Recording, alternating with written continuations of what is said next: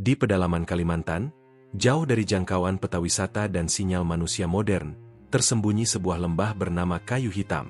Tak ada warga desa yang berani mendekat. Bahkan burung pun menghindari terbang di atasnya. Mereka bilang, tempat itu dikutuk.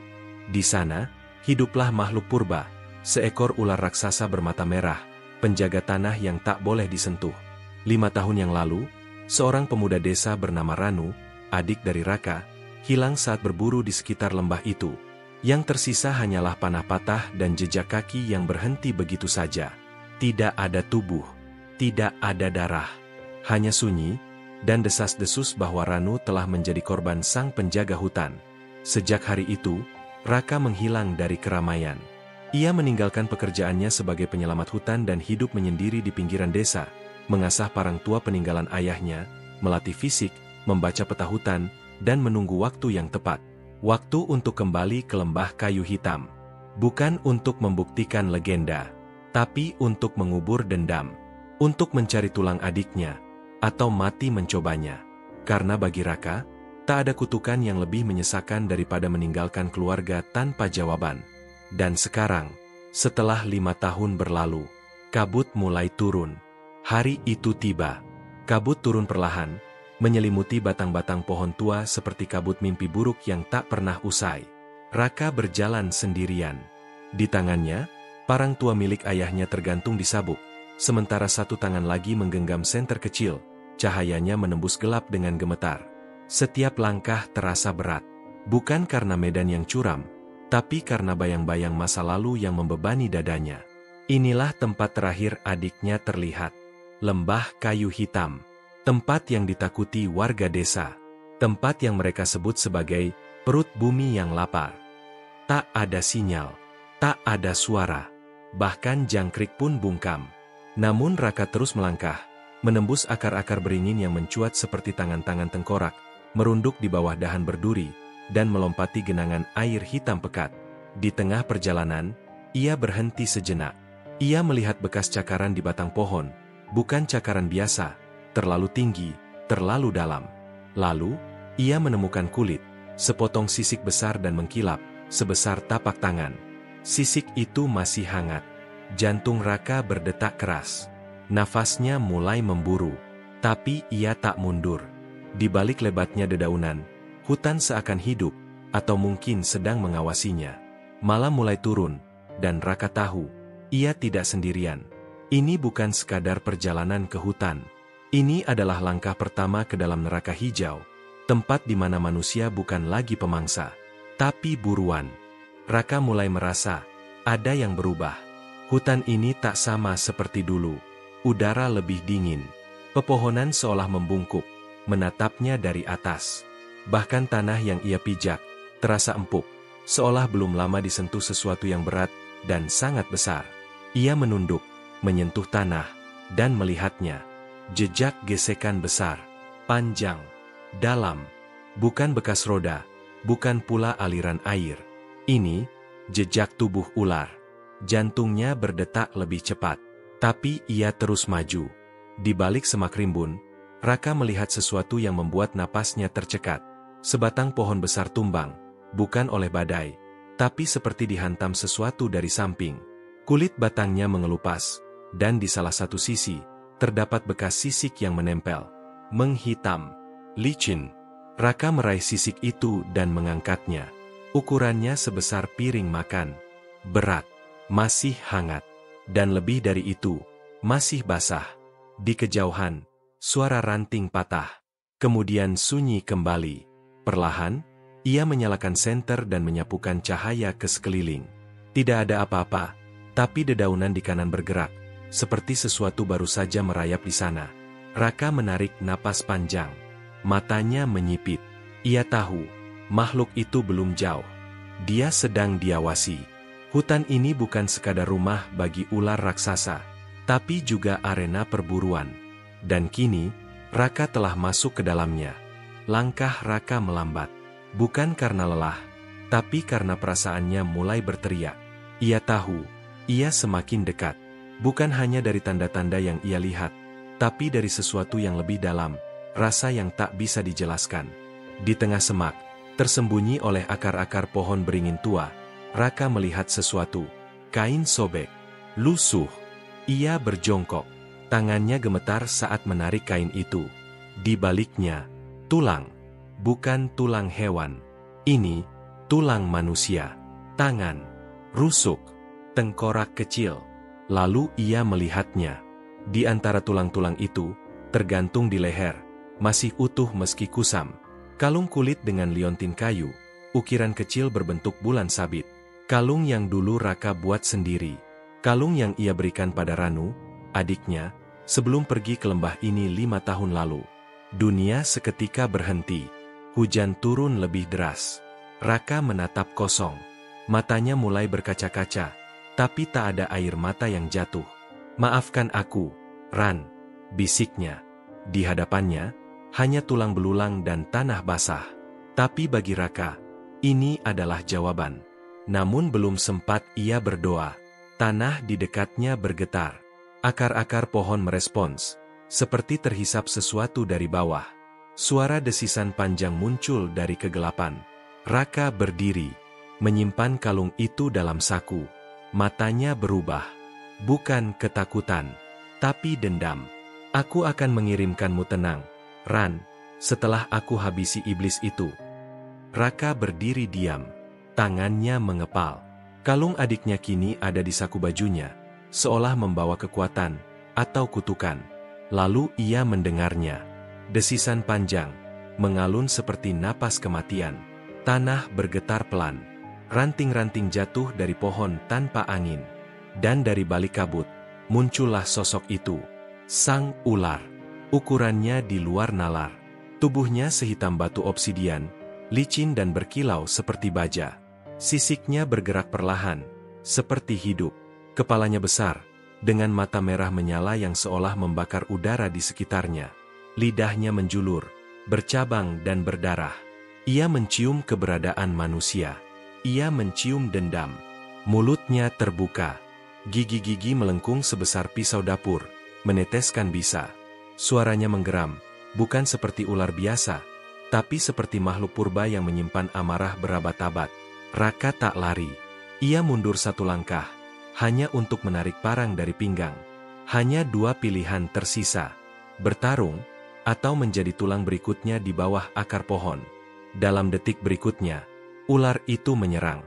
Cepat. Jauh lebih cepat dari yang bisa dibayangkan oleh manusia biasa. Raka melompat ke samping. Tubuhnya terhempas lumpur. Parangnya meleset, tapi cukup untuk menggores bagian bawah leher sang ular. Darah hitam menetes, mendesis di tanah, seolah membakar rumput yang disentuhnya. Dan saat makhluk itu berbalik lagi, lebih marah dari sebelumnya, Raka tahu satu hal. Pertarungan ini baru saja dimulai. Ular itu kembali menyerang. Tak ada jeda, tak ada peringatan. Tubuhnya melesat seperti cambuk raksasa, menyapu pepohonan di jalurnya. Raka melompat. Ia menggelinding ke tanah, nyaris tertimpa batang pohon yang rubuh akibat sapuan ekor. Nafasnya memburu. Lumpur membasahi wajah dan bajunya, tapi tangannya tak melepaskan parang. Ular itu mengangkat separuh tubuhnya ke udara, tingginya hampir menyentuh pucuk pohon. Dari atas, ia menerjang, membuka mulut, hendak menelan Raka hidup-hidup. Dalam sepersekian detik, Raka mengangkat parangnya dan menyabet ke arah mata. Parang itu mengenai sasaran, tapi tak cukup dalam. Makhluk itu meraung, mundur sesaat, tapi ekornya menghantam balik seperti palu godam. Raka terpental, tubuhnya menabrak pohon, dadanya nyeri seperti diremukan. Darah mengalir dari pelipisnya, tapi ia masih hidup. Ia berlutut, nafasnya berat, parangnya masih dalam genggaman. Di hadapannya, sang ular menggeliat, darah hitam menetes dari sisi wajahnya, matanya kini tinggal 1. Dan itu membuatnya semakin buas. Ular itu berputar melingkar, mencoba mengepung. Tapi Raka memperhatikan satu hal penting. Setiap kali ular itu melangkah, sisi kanan tubuhnya sedikit terseret. Luka kecil yang tadi ia torehkan, mungkin bisa jadi kunci. Sambil menahan nyeri, Raka berdiri.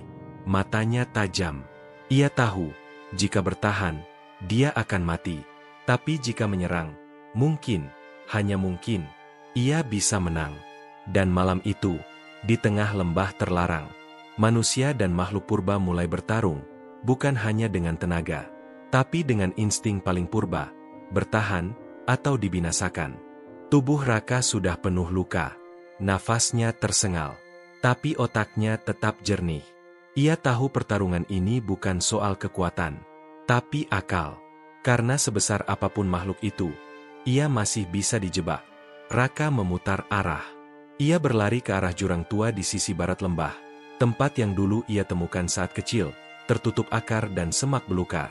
Tak banyak yang tahu, dasar jurang itu dalam dan berlumpur, dan bisa menjadi kuburan sempurna bagi monster. Sambil berlari, Raka menebas semak-semak, meninggalkan jejak bau darah dan lumpur, memancing ular itu untuk mengejar. Dan benar saja, di belakangnya, suara gesekan sisik dengan tanah dan pohon tumbang semakin dekat. Makhluk itu mengejar, membabi buta. Tanah bergetar.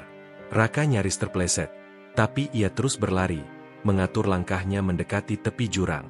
Tepat di bibir jurang, ia melompat ke samping dan berpegangan pada akar besar yang menonjol keluar. Dan dalam satu hentakan besar, sang ular menerjang ke depan, terlambat menyadari bahwa tanah di bawahnya tidak lagi solid. Sekarang, seru Raka dalam hati. Tubuh raksasa itu melayang di udara, lalu menghantam udara kosong, dan jatuh ke dalam jurang. Dentuman keras mengguncang lembah. Tanah gemetar. Raka terhempas ke belakang oleh hembusan angin dari jatuhnya ular itu. Tapi ia cepat berdiri, dan menatap ke bawah. Debu dan kabut menyelimuti dasar jurang. Di sana, tubuh ular menggelepar, terperangkap di antara akar dan lumpur dalam. Namun belum mati. Kepalanya masih terangkat, dan mata merahnya masih menatap penuh benci. Raka menggenggam parangnya lebih erat. Ia tahu, satu tebasan belum cukup. Ia harus turun, dan mengakhiri ini sendiri. Raka menuruni tepi jurang dengan hati-hati. Tangan kirinya mencengkeram akar-akar pohon, tangan kanannya tak pernah melepaskan parang. Di bawah sana, ular raksasa itu menggeliat, terluka parah, tapi belum menyerah.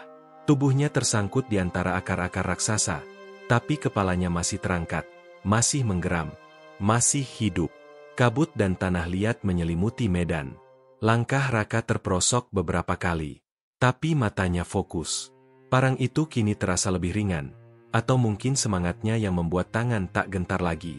Raka mendekat. Beberapa meter lagi, ular itu melihatnya, dengan satu mata yang tersisa. Ia meraung. Lidahnya menjulur. Nafasnya seperti uap panas dari mulut neraka. Dengan sisa tenaga, ular itu menyambar, tapi tubuhnya terlalu lemah. Kepalanya hanya bisa bergeser sedikit. Raka melompat ke akar besar di sisi leher ular itu. Parangnya diangkat tinggi, dan dengan satu teriakan penuh kemarahan, dendam, dan cinta, ia menghujamkannya ke bagian lunak di bawah kepala. Parang itu masuk dalam, menembus daging, sampai ke gagangnya. Tubuh ular menggeliat keras. Tanah bergetar. Raka hampir terlempar. Tapi ia bertahan. Lalu, suara itu. Suara kematian. Bukan jeritan, bukan desisan, tapi hening. Tubuh raksasa itu berhenti. Mata merahnya redup. Nafasnya hilang. Sang penjaga lembah, tumbang. Raka terduduk. Dadanya naik turun, tangan gemetar, tapi matanya, untuk pertama kalinya dalam 5 tahun, tenang. Pertarungan selesai, tapi di balik kemenangan itu, ada duka, ada luka, dan ada keheningan, yang hanya bisa dimengerti oleh mereka yang pernah kehilangan. Tak ada suara, tak ada gerakan. Ular itu, diam. Tubuh raksasanya membentang di dasar jurang, tak lagi menggeliat, tak lagi menatap. Matanya, yang tadi menyala merah, kini membeku seperti batu mati. Raka terduduk di atas akar, tubuhnya basah oleh lumpur, peluh, dan darah. Tangannya masih memegang gagang parang, yang kini tertancap diam di tengkuk sang penjaga lembah. Dadanya naik turun, tapi bukan karena ketakutan, melainkan karena lega, dan kehilangan yang akhirnya menemukan bentuk. Ia menunduk, menatap lumpur yang menutupi sepatu dan kakinya. Lalu pelan-pelan, ia berjalan ke sisi jurang, ke tempat di mana ia menemukan tulang belulang adiknya. Ia membersihkannya sebisanya, menutupinya dengan kain sobek yang ia temukan sebelumnya. Dan untuk pertama kalinya, ia bicara kepada adiknya, "Ranu, maaf aku lama, tapi aku sudah di sini sekarang." Ia meletakkan kalung yang ia simpan, dan menggenggam tangan tulang itu. Hujan mulai turun, lebih deras. Tapi Raka tak bergeming. Ia menatap langit, membiarkan tetesan air jatuh ke wajahnya, menyatu dengan air mata yang tak pernah sempat keluar selama 5 tahun. Lalu, perlahan, ia menggali lubang kecil di sisi akar besar. Ia menguburkan tulang-tulang itu, dengan hormat, dengan doa, dengan jiwa yang tak lagi menuntut balas. Sunyi, tapi bukan sunyi yang menakutkan, melainkan sunyi yang mengandung damai. Lembah kayu hitam, kini tak lagi menyimpan jeritan. Yang tersisa hanyalah keheningan dan kepulangan.